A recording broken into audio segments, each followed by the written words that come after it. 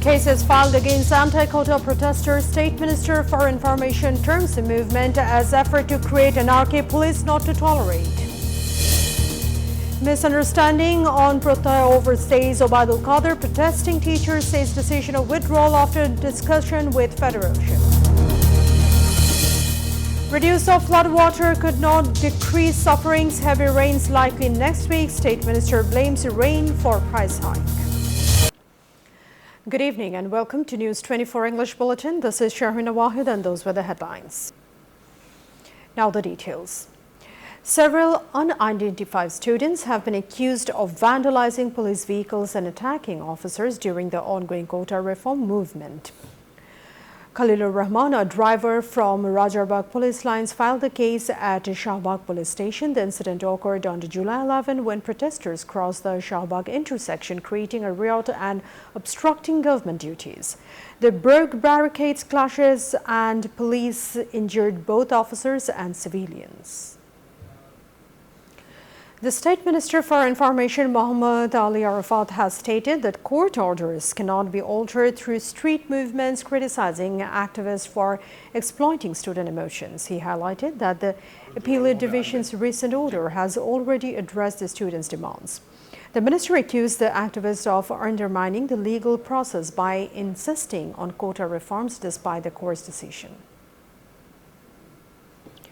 Joint Commissioner of DNP, Mohiduddin, said police will be tough on anti-quota protesters as per law if road blockades are created even after frequent requests. He said intruders have entered into the movement. He also said riding on police vehicles is not a decent attitude for a student.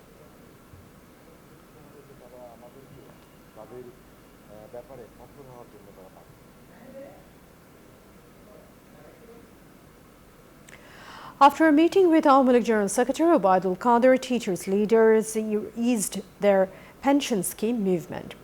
The discussion held at Awami League's Dhanmondi office was deemed fruitful. The meeting, which lasted around 30 minutes, PM's advisor Dr. Kamal Abdul Nasser Chaudhary also attended. Future programs will be decided in consultation with the Teachers' Federation.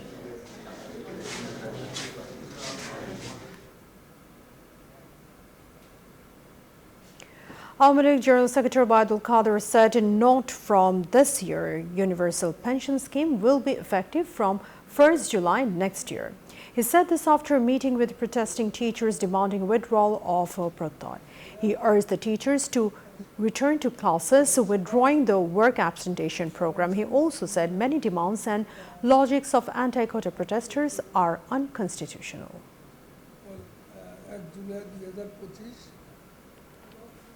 Allegations have surfaced claiming Dhaka University students were involved in proxy exams with large sums of money changing hands. A gang allegedly facilitated these illicit exams for government job seekers for a decade.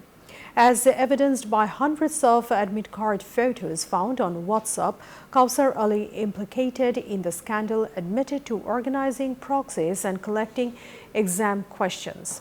Dhaka University authorities intervened after a coordinated operation leading to arrest and police handovers.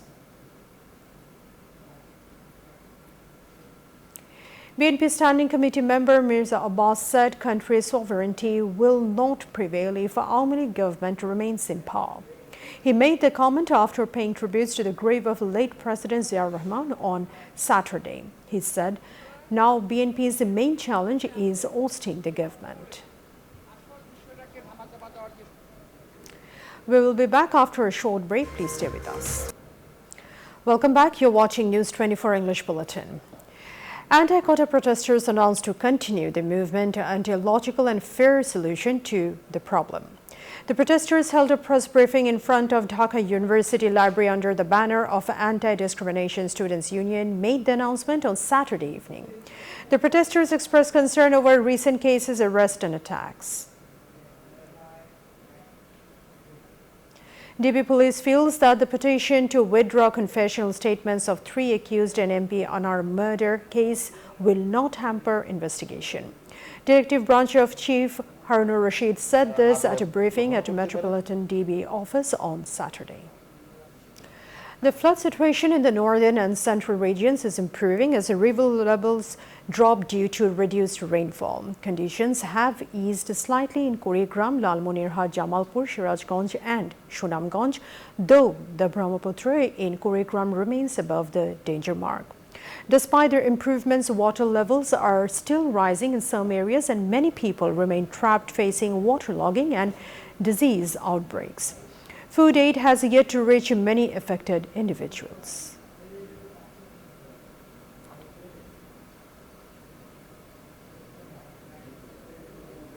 State Minister for Commerce and Industry Ahsanul Islam Tetu has attributed the rising prices of essential commodities such as onions and chilies to supply shortages. Speaking at a press conference at TCB Bhavan, he noted ongoing discussions with several countries to boost supply and assured measures to prevent exploitation due to bad weather. Meanwhile, Prime Minister Sheikh Hasina will distribute export trophies among exporters in 32 sectors on Sunday. A total of 77 awards will be presented. These include 29 gold, 27 silver, 21 bronze medals. Replying to a question, the State Minister said TCB's products will be sold in permanent shops across the country. A new dealer will also be added. And that's all from the newsroom today. Thank you for watching News 24. Please stay with us.